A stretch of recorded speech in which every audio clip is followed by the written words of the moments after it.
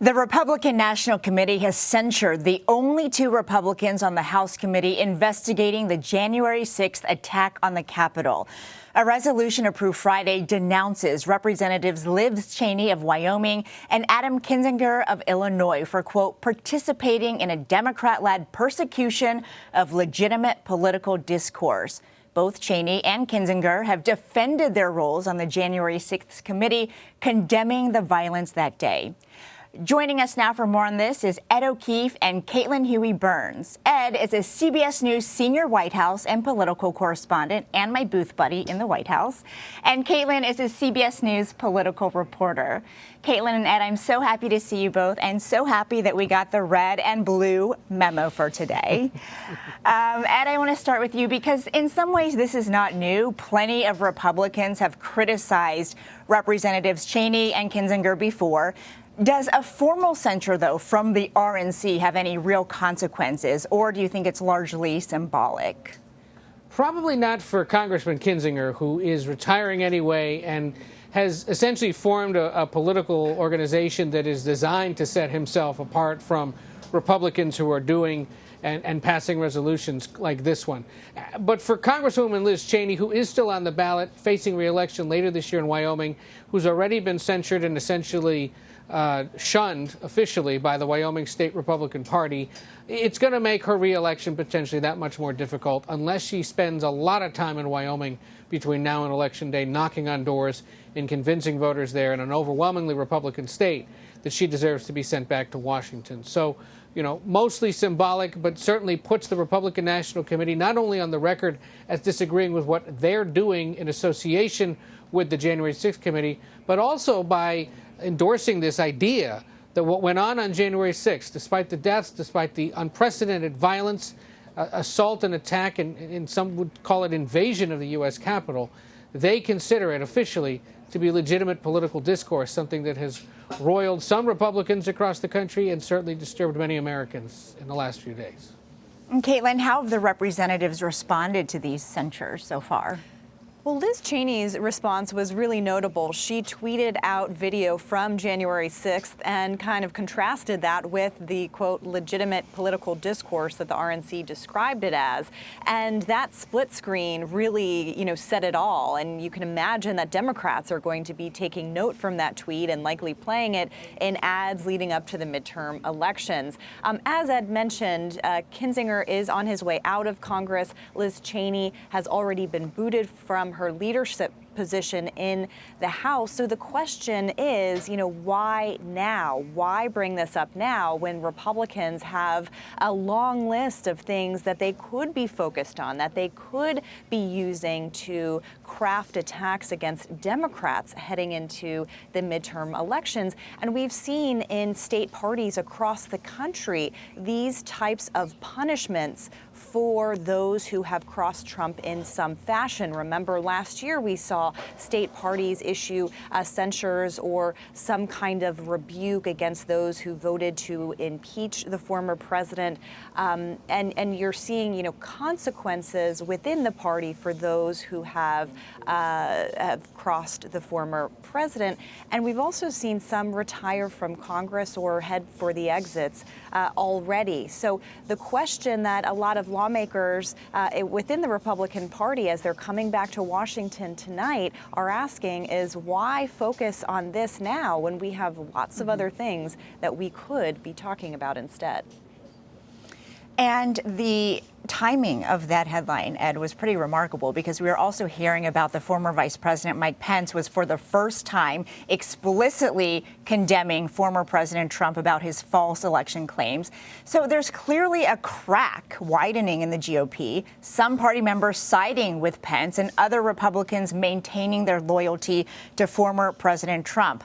I know you have already been covering the party's midterm prospects very closely. How does this complicate their goals moving forward for 2022? And I think Caitlin touched on part of this. For one thing, it's the focus. What are we focused on as a party, they might argue? Are we looking back or are we looking ahead?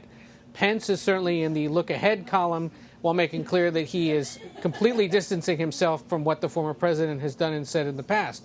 But there are those in the Republican National Committee and at the state party level who, for whatever reason, feel the need to continue bringing up what happened in 2020 and trying to re-prosecute or relitigate that issue by making changes, by holding party members accountable if for some reason they're not on board with that idea. And so that's going to leave an opening for Democrats in potentially competitive races across the country, for governor, for Senate, for the House. Are you with the Mike Pence wing of the Republican Party, the Liz Cheney, Adam Kinzinger wing that believes that what happened on January 6th is wrong and was anti-democratic, lowercase d?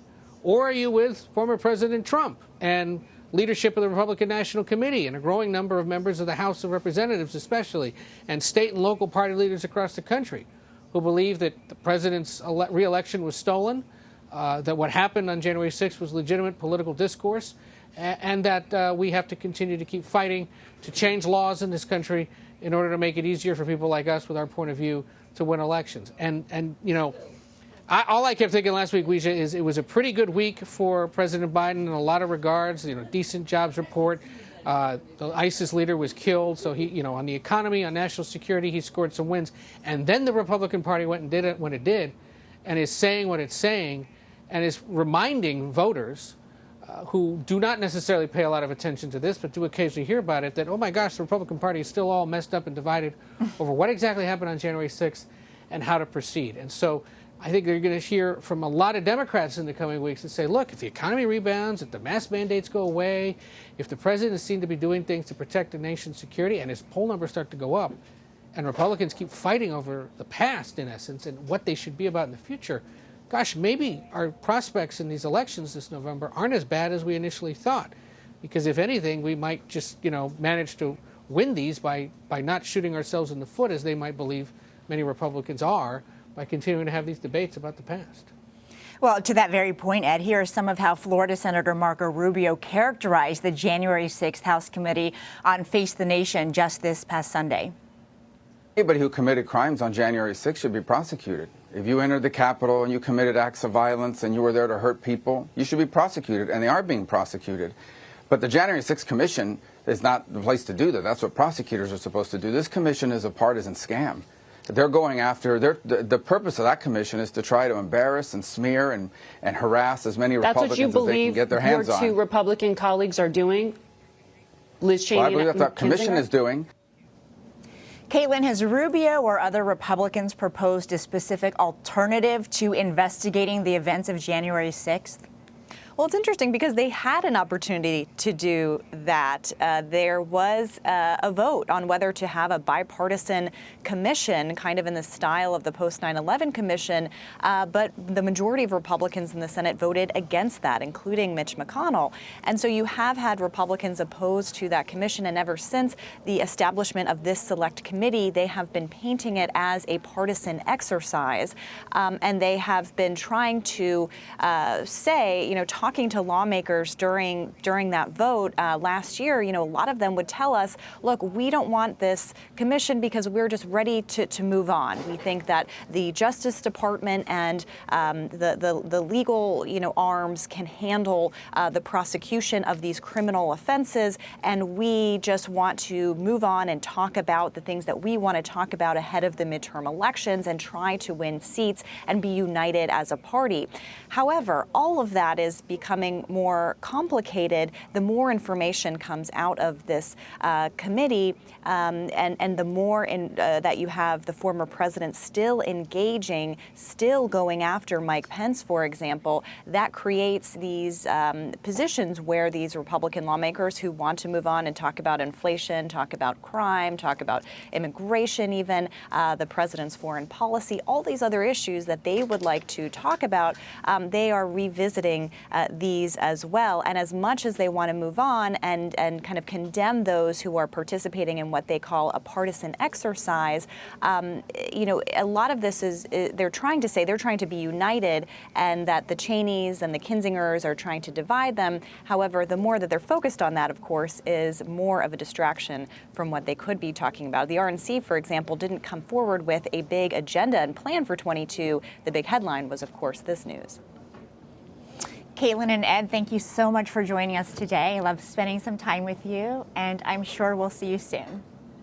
Take care. Thanks.